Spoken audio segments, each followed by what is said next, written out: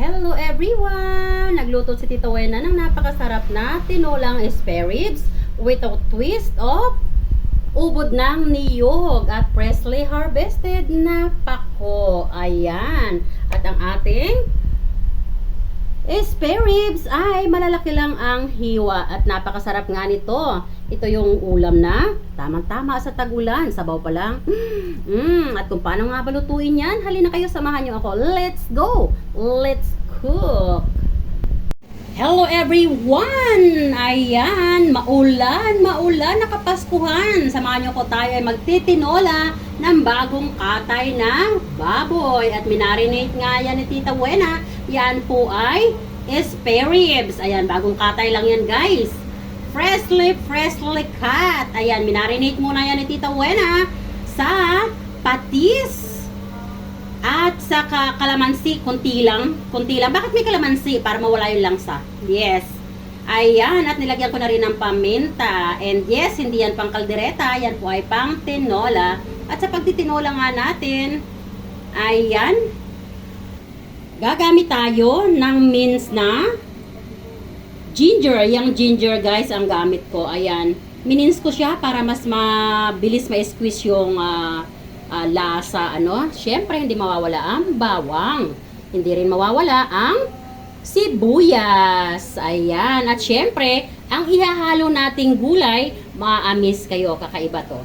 Meron ako ditong ubod ng niyog. Ayan. May nagbinta sa akin na ubod ng niyog. Walk-in. So, kinuha ko na kaagad yan. O, diba? Bagong-bago rin yan na ubod ng niyog. Ayan, masarap yan guys, panghalo sa tinola. At syempre pa, meron tayong na-harvest sa terrace. Ating sariling tanim na sili green. Ayan, fresh na fresh yan guys. Kakukuha ko lang ngayon. At meron nga pako, freshly harvest naman yan.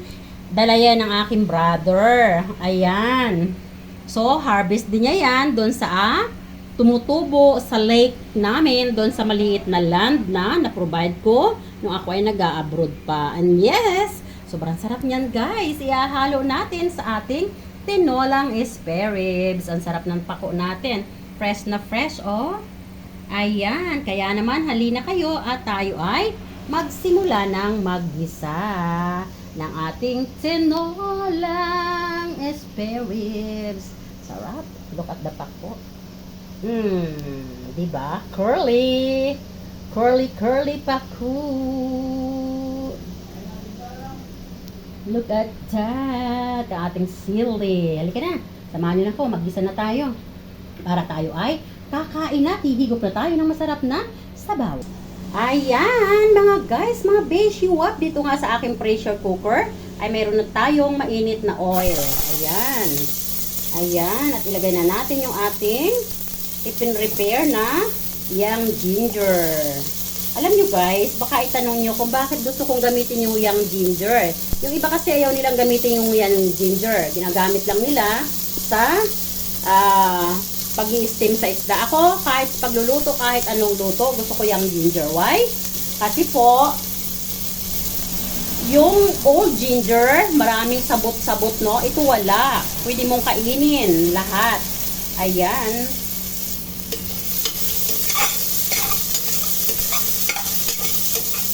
Bango. Bango talaga guys, no? Pag maraming ginger. Ayan, matapos natin ilagay yung ginger natin. Ilagay na rin natin ang sibuyas. Hindi na rin natin ilagay ang ating bawang.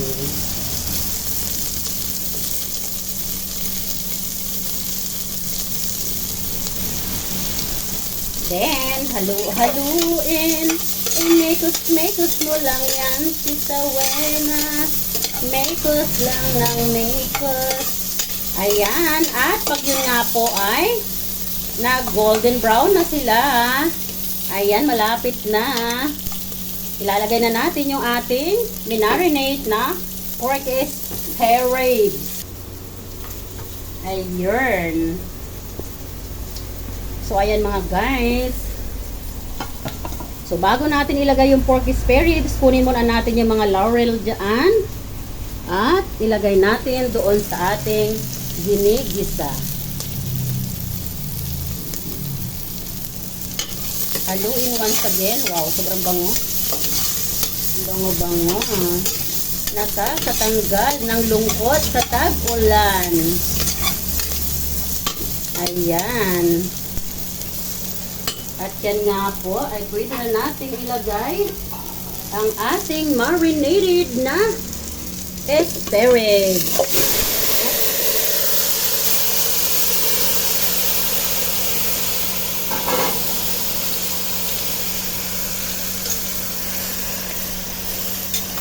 Ayan. Alam nyo guys, itatanong nyo kung bakit medyo marami yung luto ko ngayon, yes. Dahil kasama ko ngayon ang aking anak, ang aking mga kapatid, at ang aking pamangkin. Yes. So kaya, talagang kailangang, I have to do my best para pasarapin ang aking lutuin. Dahil minsan ko lang silang kasama. Dahil sila ay malayo sa akin. So dahil Christmas, gusto nilang kasama nila ako sa Christmas. And of course, I'm so happy dahil gusto nilang mag-spend na kasama ako this Christmas. Ayan. So ayan guys, isang kutsa lang muna natin yan bago natin sasabawan. Hayaan muna natin na mag-penetrate yung ating mga ingredients dito sa ating pork spare ribs. Ayan, napakaganda ng pork spare ribs natin, oh. Bagong-bagong katay lang. And yes, very, very young ang ating pork. Very young like us. Hey, hey! Oh, wala nang kukontra. Basta, very young like us. Yun na yun. O, diba? Ayan. So, haluin na lang natin.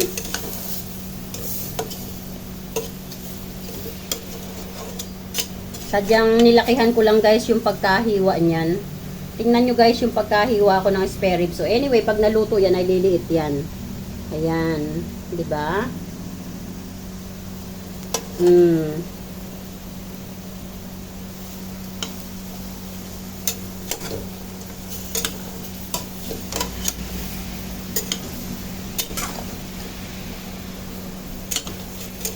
Ang bango guys. Promise.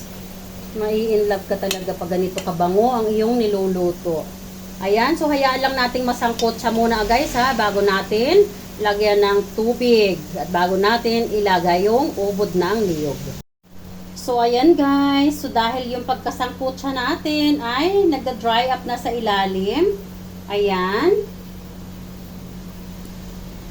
So pwede na nating lagyan ng Knorr cubes. Ayan. So, ang ilalagay natin ay pork din. Lagay natin ng 2 Knorr cubes. Dahil halos 2 kilo yung ating spare ribs. Pagkalagay natin ng pork cubes, tanggalin natin yung usok kasi nagba-blur yung aking camera. Lagyan na natin ng pinch of sugar just to balance the taste. And then, at the same time, ilalagay ko na yung ubod ng niyog. Ayan. Ubod. Ayan, malalaking ano lang guys. Malalaki lang yung pagkahiwa ako ng ubod ng niyog. Ang sarap niyan guys, promise. I'm telling you, sobrang sarap niyan. Ayan. At sasabawan naman natin ngayon. So, ayan guys, dahil yung ating pork spare ribs is almost 2 kg. So, ang sabaw natin ay almost 2 liter din. Ayan. Just, that's enough para maluto yung ating pork spare ribs na malambot, tender and juicy and very soft. Yes. At the same time, magkaroon tayo ng pangsabaw at mahihigop. Yes, para masaya ang buhay dahil nga maulan na Pasko. Ayan. So kayo, ano bang iniluluto nyo sa inyong pananghalian? And yes, dahil nga maulan, wag nang lumabas. Magluto na lang ng something na mapagsasalu-saluhan ng family. And then, chill na lang tayo sa loob ng ating home. And yes, not just a house, but a home. It's a home, yes. At dahil nga, yan ay tatakpan na natin, maglalagay tayo ng kunti pang paminta. Kunti na lang, dahil kanina nung minarinate natin yung spare ribs, nilagyan na po natin yon ng paminta. Ayan, so kunti na lang, kayo na lang ang bahala mag-adjust diyan. Ayan, ang bango guys ng ating niluluto. Ayan.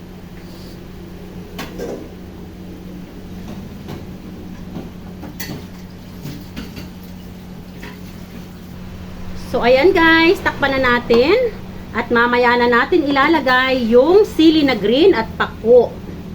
Ayan. So, ipipressure cook po natin yan ng 10 minutes, no? Sa medium low heat. See you later! Don't go away! Ayan mga guys, binuksan ko ulit yung pressure cooker dahil nakalimutan kong ilagay yung aking sticky corn na ginarip. Ayan, pampasarap yan dyan guys sa ating tinola na spare ribs.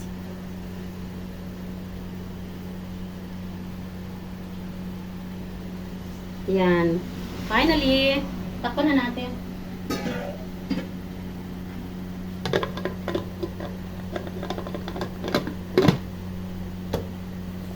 Ayan. At ilagay na natin sa medium heat ang apoy. See you later. So, ayan mga best. Pagkasala nga natin ng pressure cooker, eh, nagsimula na siya mag-sizzle. Yes. So, from now on, magka-count na tayo ng 15 minutes. Yes, 15 minutes lang yan guys. Kasi yan ay bata na spare ribs, batang baboy. Yes. So, hindi masyadong matigas. Madali lang natin mapalambot yan. 15 minutes is enough. At after 15 minutes na, napagpapalambot natin. At siya nga pala, take note, nasa medium heat lang yung apoy natin ha. Para ma-maintain pa rin yung kanyang pagka-juicy ng meat ng ating pork spare ribs. At pagtapos na yan, saka natin ilalagay ang ating masarap na pako.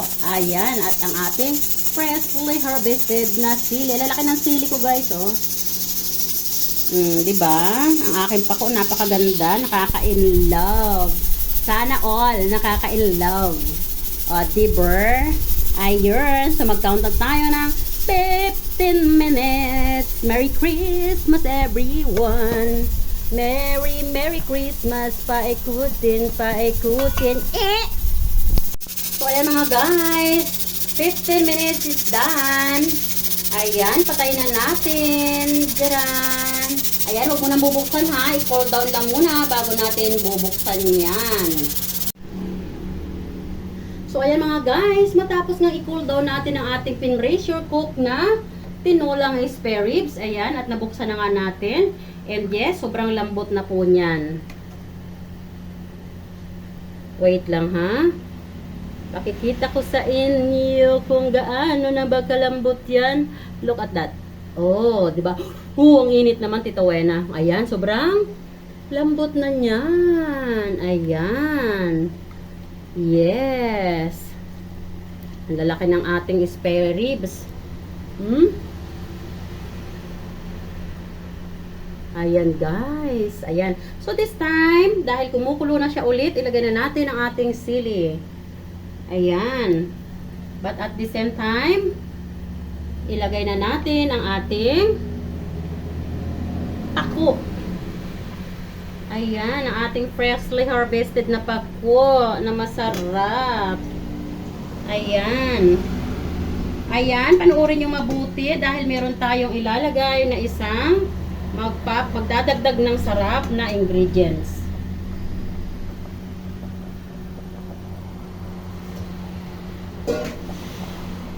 So, ayan guys, huwag nang halu-haluin guys ha. I-dip-dip lang ng ganyan. Ayan. So, now ay magpapatak tayo ng konting sesame oil. Ayan, para makadagdag sa aroma and lasa na rin at the same time. Diyan. Kunti lang guys ha. Guys, ito ay optional ha. Dahil ito ay tinola.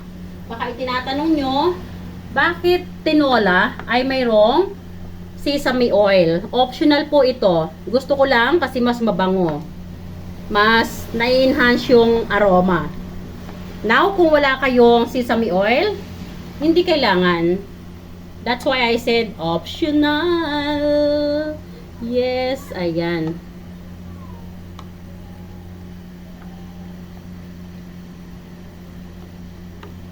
Sarap ng ating tinolang espewabes. Ayan guys, wag nating i-overcook yung pako ha. Para hindi mawala yung kanyang nutrients. Yan, tingnan natin kung tama na ba ang lasa. By this time, hinaan na natin ang apoy, lagyan na natin sa berry luhit. Ang sarap, grabe. Alam nyo guys, yung nilagay natin na remember, nagpahabol tayo kanina ng ginarip na mais. Guys, ang laki ng contribution sa lasa ng ating mais. Grabing sarap, promise. Ayan. So, luto na ang ating tinolang spareribs with a twist of pako and ubod ng niyog. Ayan. So, ayan guys, salamat na muli sa inyong panunood at sana ay may naihatid na naman ako sa inyo na napakasarap na putahe. Dito lang yan sa Tito Wina's Kitchen sa aking kusina. Merry Christmas everyone! Ayan, ang sarap. Sabaw pa lang talaga naman. Look at that. Ooh! Patay na natin para hindi ma-overcook. Bye everyone! Merry Christmas! I love you all guys! It's raining heavily, so ingat po ang lahat ha! Ayan, ang sarap-sarap ng ating tinolang spareribs. Bye guys!